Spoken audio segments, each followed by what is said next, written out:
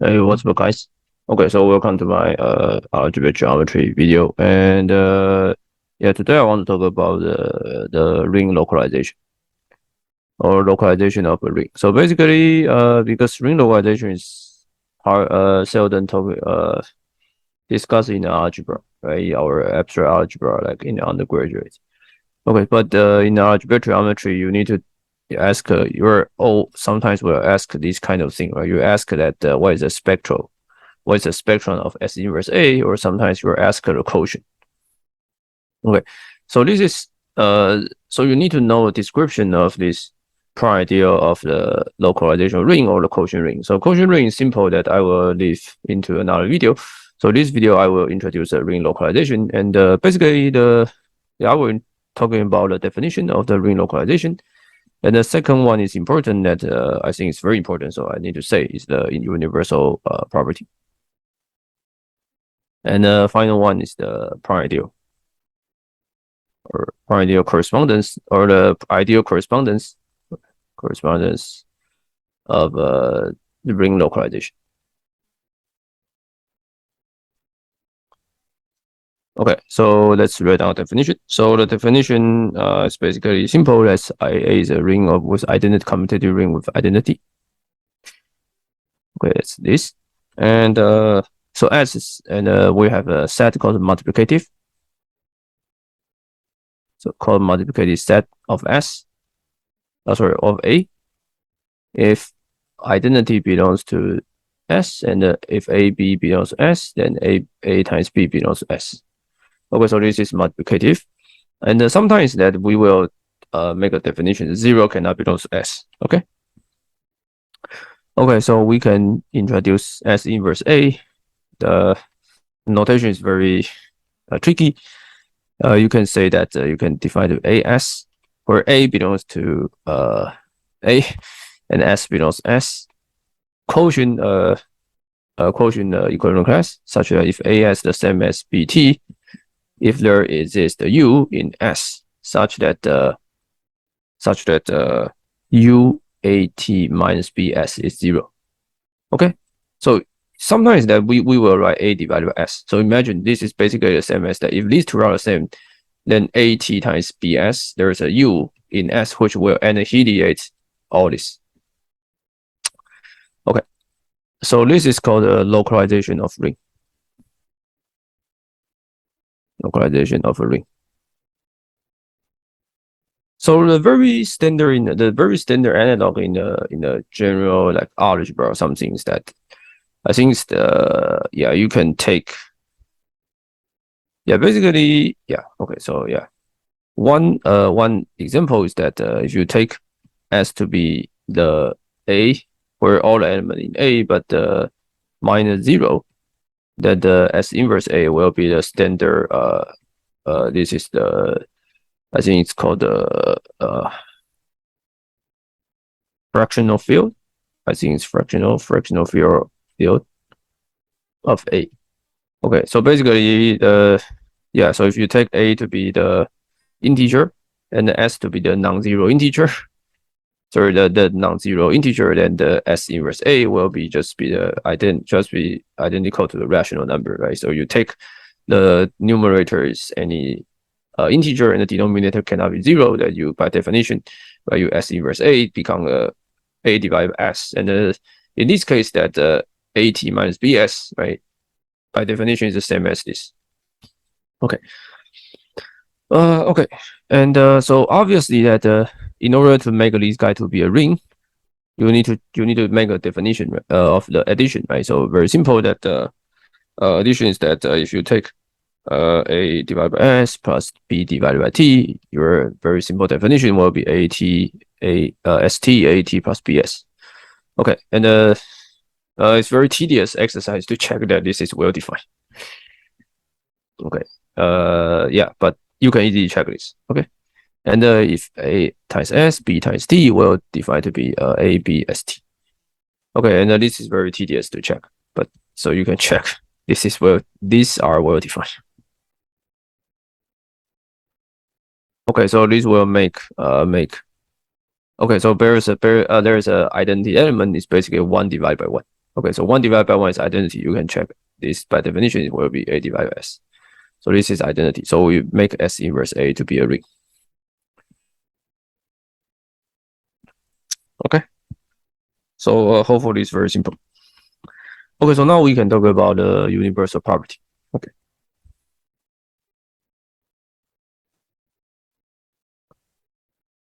Okay.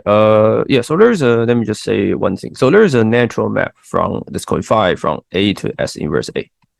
Okay. So how do you do it? Define it. Somebody give you A, then you just map A divided by 1. Right. This is that's so natural that this is probably the only thing that you can think of. Okay. So very trivial. Okay. And then you can check the phi's homomorphism. By definition, obviously. Okay. So notice that this map is not injective in general. Okay.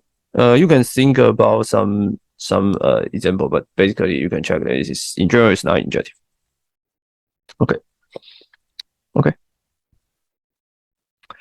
And I think in general also not surjective. So yeah, I think this. Yeah, I think in general it's not surjective and also not injective. Yeah, if I make a mistake, you can tell me. But I remember it should be in general should not be surjective. Okay.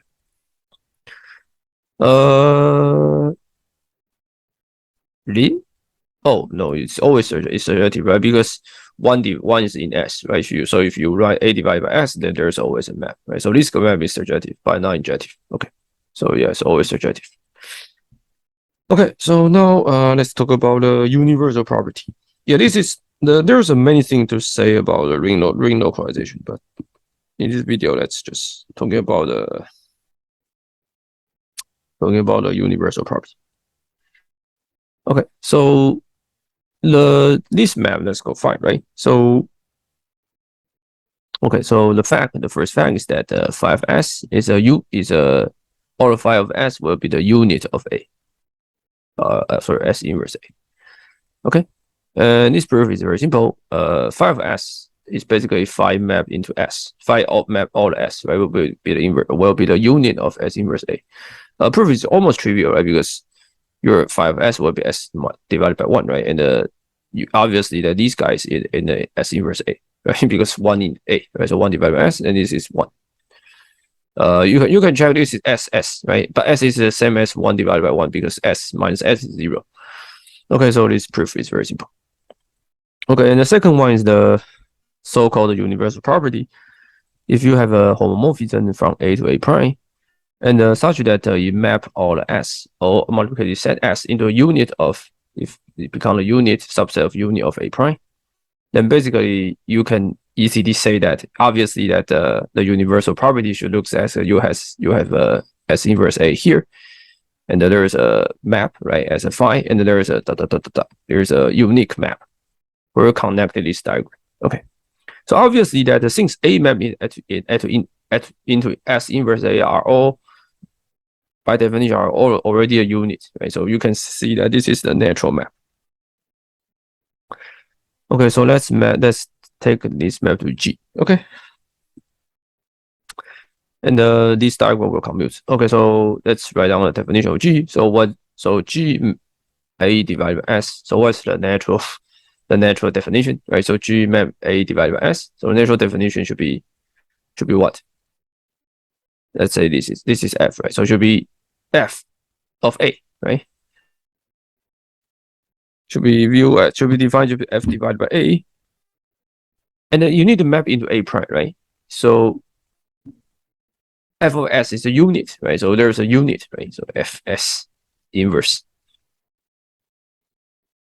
This is the obviously map that probably the only map that you can write for this because you know that this is F of A and you know this is Fi inverse. And you can check that G is a homomorphism by definition.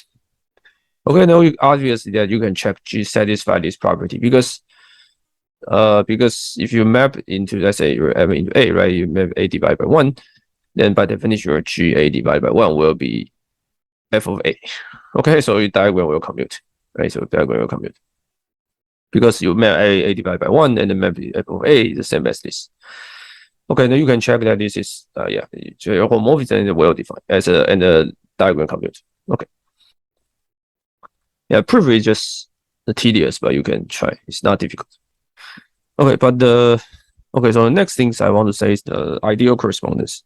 This one is probably need to be say more. So I want to make yeah. So this one I will give the proof. Okay, so obviously that now we want to you have A right in the S inverse A. Okay, so we want to make the connection between its ideal right as the set. Usually in the quotient ring that we have the correspondence theorem. Okay, so in this one is that let's say we can if we take ideal here, right? If we take ideal here, let's say so we take ideal. If we take ideal of this, then we can define this object called the contraction of an ideal. Called the contraction of an ideal I will give another ideal here. Okay, so let's define this to be IC. IC is the A belongs to ring such that A divided by 1 belongs to I. So I is ideal in the S inverse A, right? So A divided by 1. So this is well defined. Right? A divided by 1 in I, then you take A. So if A divided by 1 in I, then you take that A. And the forms the ideal. Okay, so easy to check that this guy is ideal, right? So this will give you ideal called IC. This is called contraction of an ideal. Okay, and okay, so this and sometimes and you can go another direction, right? If you take ideal, let's call it alpha. If you take ideal of A, then you can define usually called expansion. So this is called expansion of ideal of alpha is defined to be you take any element in alpha and divide it by S. So this is very simple. A belongs to alpha and S belongs to S. You take element in alpha, right, and put into the numerator and divide it by a numerator and divide by denominator. Okay, so very simple. And then this guy will be ideal. Check by yourself. Okay. Okay, so these two are like yeah. So this is called expansion of ideal of alpha. Okay, so the statement that I want to make is the following. Okay. Okay, so this is the goal. Okay, so the goal is we are gonna to say the following. We're gonna to say that we are going to say the prime ideal. Let's focus on prime ideal. The prime ideal of S inverse A are the form of what? Are the form of so we are asking the prime ideal of S inverse A, right? So it's this. So we are going to say are the form of what? Right? We are going to say that the prime ideal of this are the form of alpha E. Okay. So the prime ideal of S inverse A are the form of let's call this IE. Okay. Where I divided by S. Okay, I belongs to I and S belongs to S. So basically, we are just saying that you take any prime ideal on the localization ring, it must come from some guy, which from left. Okay, and I is the ideal of A, and the most important thing is that I intersection S should be empty. In algebraic geometry, we will always use this fact. Okay, and the second fact is that we want to prove its converse, right? So we want to prove its converse. We want to prove its converse is that okay. Oh, sorry. This is sorry. Okay. So the first one is basically you can say that any idea of S inverse, S inverse A is out of form of this. Okay. But second one is that I focus on a prime ideal. By the way, this should be proper ideal. Okay. So prime ideal of in S inverse A are the same thing. Are the form of P of E, where I divide by S. Sorry. Let's call P P belongs to P and S belongs to S. And P intersection S is empty. Okay, so simply speaking is that the prior ideal of the localization ring is exactly the same as the original prior ideal. So you take any prior ideal, right? If that prior ideal intersection with S is empty, then this prior ideal will correspond into the prior ideal of the localization. Okay, so this is different from the ring quotient, right? In a quotient, that correspondence will be the containing that original ideal. But in this case, the prior ideal in the localization ring will be the form of this guy, and the condition is that their intersection are empty. Okay. Okay, so the rest of the video is just prove this this fact. So remember that if you start from the left hand side, right hand side, then you get the contraction. Basically, you take IC's A belongs to A divided by 1 is I. If you start from left, you can call it expanding, which is expansion, which is obviously definition. So this one is probably not obvious. This one is obvious. And then what we're going to show is that we want to say the proper idea of S inverse A are the form of this. So what we're going to say is that any ideal come from the right must be S inverse of some ideal come from the left. Okay, so this is the thing what we're going to prove. Okay, so the first one is that we take something, right? So let's say, okay, so let's prove. So if we take the proper ideal of S inverse A, and then we define I, right? Let's define I to be the J of contraction, right? Okay. And by the definition, this is ideal of A. And let's assume so we want to show that their intersection is empty. So let's assume converse. Let's prove by contradiction. Suppose I intersection with J is, let's say I intersection with S is empty, non-empty. Okay, then you can find S belongs to I intersection with S. Okay, if this is true, then you prove you prove S divided by 1. By definition, S belongs to I, right? So S divided by 1 belongs to J. Okay. But what? But what? But if this is true, that means that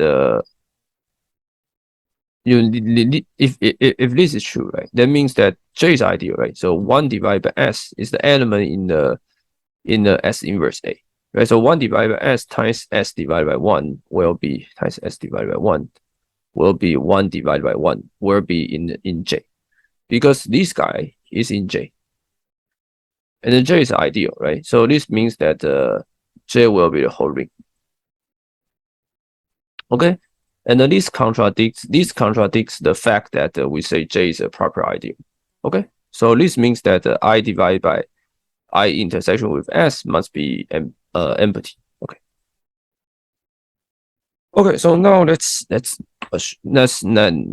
we can freely say that this is safe. Okay. Okay, so our goal is to prove that basically our goal is to prove J must looks as a S inverse of something. Then I say that of if something is I, right? So this basically is I, the expander of I, or the expander of I will be J. Okay, so this is our grounded proof. So remember that the definition of I, let's write down. Definition of I is the element of I such as I divided by 1 belongs to J. Okay, we want to prove this is a fact. Okay, we want to prove this. If this is true, then we prove the first theorem, the correspondence of the prior ideal. Okay, in order to show this, we're going to show this and this. Okay, so the first one is simple. Let's say okay, so first one says that if we take I divided by S belongs to S inverse I. Okay, obviously that I divided by S can be written as I divided by 1 divided by S, and this guy will belongs to J, right? By definition, because this is I, so this guy will belongs to J, right? Because J is ideal. Okay, but if this is true, then basically you prove that I divided by S belongs to J. So if you establish this subset, okay. Okay, so now this one proof is also simple. If you consider, let's say you take A to be A belongs to J, you can write A equals B divided by S, where is B divided by 1 divided by S. Okay, so what? By definition, A is B divided by S, B divided by 1. So this guy belongs to I. Sorry. Sorry, I'm stupid. So A is B divided by S. Now you can write this. You can see that A times S divided by 1 will be B divided by 1, right? So this guy belongs to J, but J is ideal, right? So times anything will belongs to J. So this guy belongs to J. But this means that B belongs to I. If B belongs to I, then A will belongs to B divided by S. It's basically S inverse times I. Okay, so this proves that this is this, so this proves this. Okay, so this proves the first fact. Okay, so hopefully the proof is clear. You just write down definition. It's not difficult. You need to think a little bit, but not difficult. Okay, the second thing that we need to prove is the correspondence prior. So we want to say that if we already know P intersection of S is empty, then P inverse A, then S inverse A are the form of this P to explain. Basically, just this. Okay, so basically we just want to say the following. We want to say that so the second one is simple. We want to say let's say I is S inverse B. We want to basically say that if if I is prime, P is prime. Sorry, and then we need to there's a constraint. Okay, P is prime. And if P is prime, I is prime. Prime deal, right? If I is prime deal, P is prime deal, P is prime deal, I is prime deal. Prove the first one. Okay, so let's say I is a prime deal. Is prime, I is prime. Okay, so how about let's do this, right? So we know that this P is just the I of the contraction. Okay, so let's say we take A, B belongs to B, and right, so what? So we can take A divided by 1, B divided by 1. So suppose, right? Let's suppose I divided by 1, B divided by 1 belongs to I. Suppose this is true. Okay. Then I is a prime ideal, right? So tell you that A divided by 1, B divided by 1. One of this. Okay, so either this guy belongs to I, either this guy belongs to I. Okay. So if A belongs to I, if A divided by 1 belongs to I, this means what? A belongs to P by definition, right? Or B belongs to P. Right? So this means that P is prime ideal. So simple, right? You just take two, right? You take two elements, right? A B belongs to I. Sorry, I should take this. If I take A B belongs to I, right? Then A divided, let's say A divided by 1, B divided by 1 will belongs to I, because I is a prime ideal, right? But then that means that one of it must be belongs to ideal, that ideal. But they will give you A belongs to P or B belongs to P. Okay, so now let's prove the second one. Okay, so second one says that